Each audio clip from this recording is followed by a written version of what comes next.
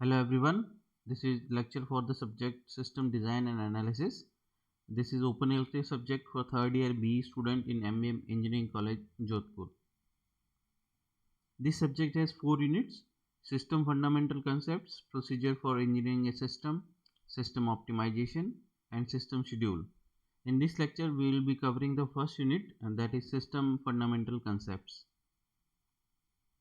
These are the learning outcomes of this lecture.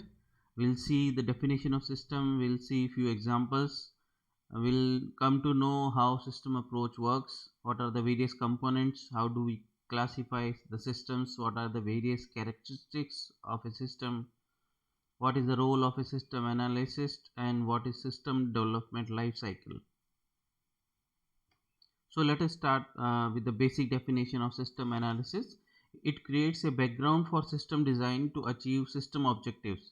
And component of system analysis is project initiation, preliminary investigations, feasibility analysis, and input output report. So using these steps we can easily analyze any system, and we can define, we can find, we can differentiate various objective of a system. So it is basically a planning part that guides the system designer to make a system that achieves system objectives. So it is the first part, that is planning, that analyze a particular requirement of a system. And after drafting out complete requirement of a system in detail during the system analysis phase, system design focuses on how to accomplish the same to achieve the system objectives. So after system analysis, system design comes into the picture, and it focus on how to achieve the system objectives that was decided by the system analysis phase. So it is a process of translating user oriented functional specifications to technical design specifications.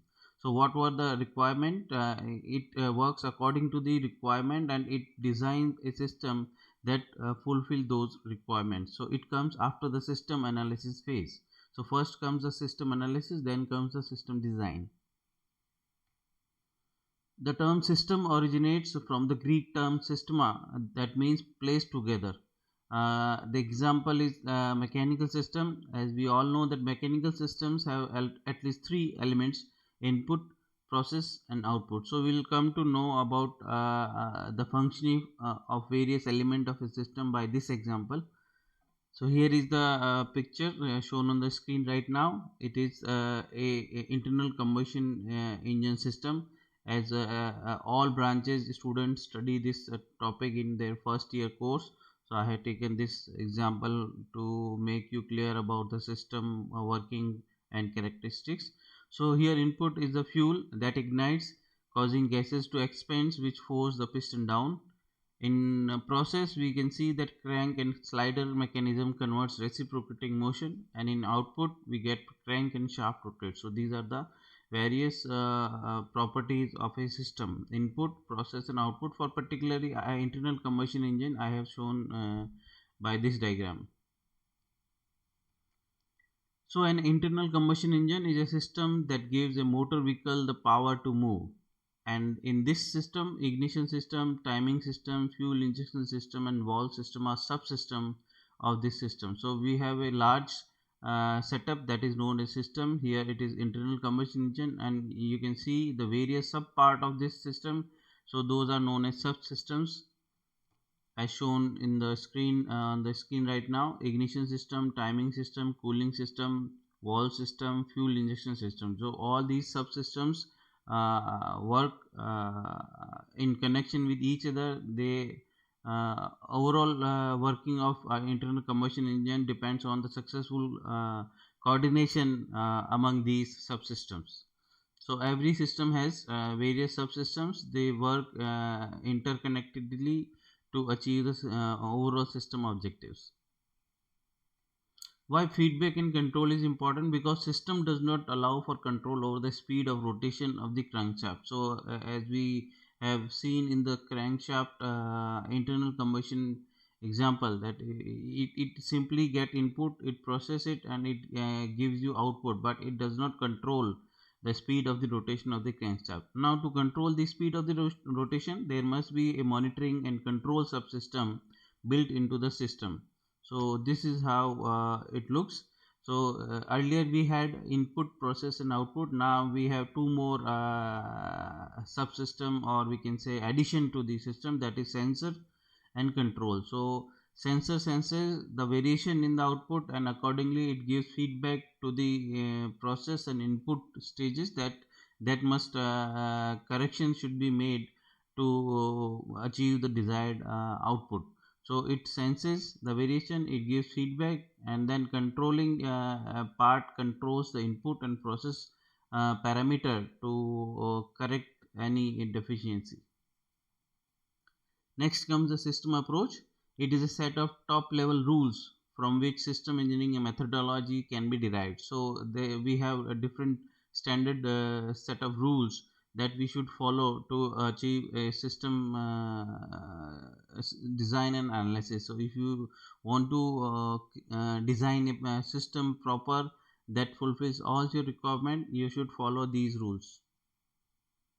So it starts with identification of elements of a system, division of elements into smaller elements.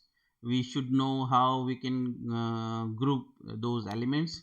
Then we should identify the boundary of a system. Then we should identify the function of each element. Identification of interaction among element is very important. Then we should define the system environment. Then there is a synthesis of the system, and we need to prove the system using verification and validation. Then we in the last we should identify the emergent characteristics of a system. So these are the standard top level rules we should follow in system design and analysis. Now we comes to basic component of a system. It has we are starting with the first basic component, that is output. So a major objective of a system is to produce an output that has value to its user. Whatever the nature of the output, goods, services or information, it must be in line with the expectation of the intended user. So this is the first component. Then comes inputs. These are the elements that enter the system for processing. A system feeds input to produce output in the same way that a business brings in human, financial and material resources to produce goods and services. Then comes the processor. It is the element of a system that involves the actual transformation of input into output. So it is used to transform input into output, and it is the operational component of a system. Then comes the control. That element guides the system. It is a decision making subsystem that controls the pattern of activity governing input, processing and output. And if we control a dynamic system, that we can achieve by a feedback measures output against a standard value to control a system. And the environment, it is the super system within which an organization or a system operates. So it is the source of external elements that interact with the system. And in the last, a system should be defined by its boundaries, the limits that identify its components, processes and interrelationship when it interfaces with another system. So these were the main component of a system. Then we come to the classification of system. We'll start with the first classification: open loop and closed loop systems. The system in which output has no effect on the control action are called open loop systems, while feedback control systems are referred as closed loop system. So as you can see on the screen right now, the figure for open loop and closed loop system. The difference is that in closed loop system, we get feedback from the output and we give that feedback to the comparator that changes the input and processing settings, so that we can correct if we are getting any deficiency in our system. Then there are several other categories of system. We can easily get feeling of those categories by simply getting the term like linear and non-linear system, time invariant and time varying system. So if the system does not change with the time, it is time invariant, and if it is changing with the time, it is time varying. Then there are continuous time and discrete systems. Then we have single inputs, single output, and multi-input, multiple output systems. So these are the various categories of systems. Then we have lumped parameter and distributed parameter systems. deterministics and stochastic systems. Then we have static and dynamic systems. So we have variety of systems, and you can easily identify a system around you, whether it is your institute, whether it is your industry, whether you go to market, you go to any shopping area, whether you use any transport, you can easily differentiate those system into one of these categories to get more idea on this. Then comes the characteristics of a system. So there are few characteristics we should know about the system. First one is the organization. It is the arrangement of components that helps to achieve objectives. Interaction refers to the way each component functions with other components of the system. Interdependence means that parts of the organization depend on one another. They are coordinated and linked together according to plan. Then integration, it is concerned with how a system is tied together. It means that parts of the system work together within the system, even though each part perform a unique functions.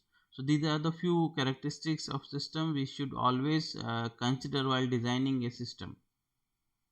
Then comes the system analysis. We'll come to know what is the role of a system analysis, what a system analysis do to design and analysis a system.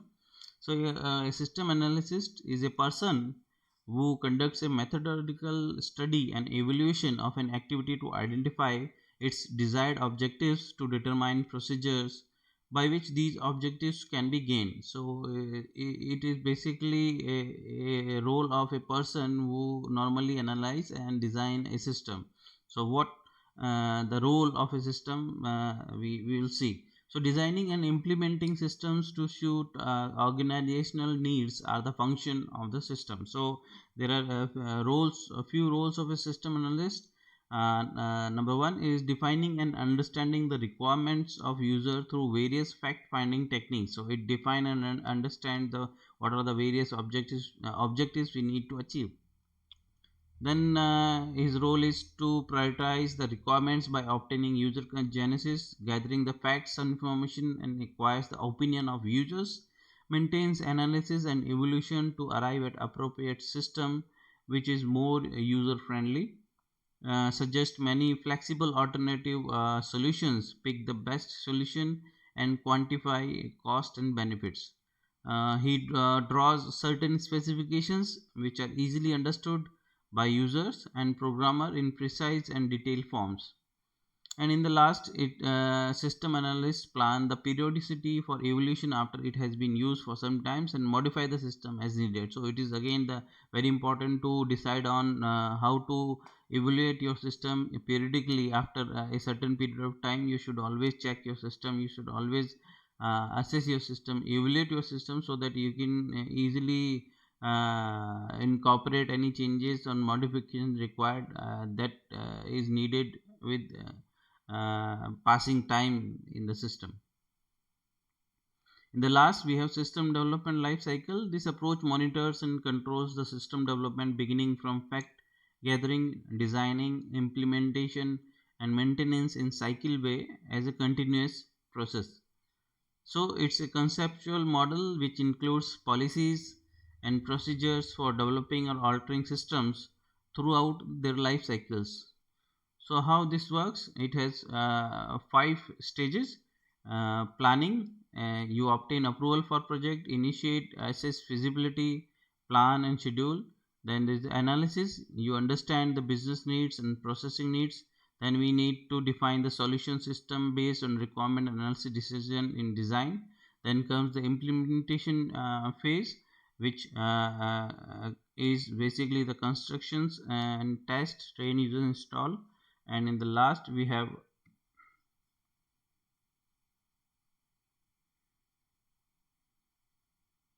maintenance that keeps system healthy and it improves with the time. So in this lecture, we have covered the topics for system definition examples. We have seen system approach.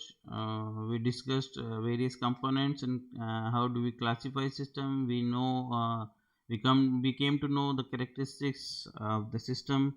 Then we discussed about the role of system analysis and how a system development life cycle works. Thank you.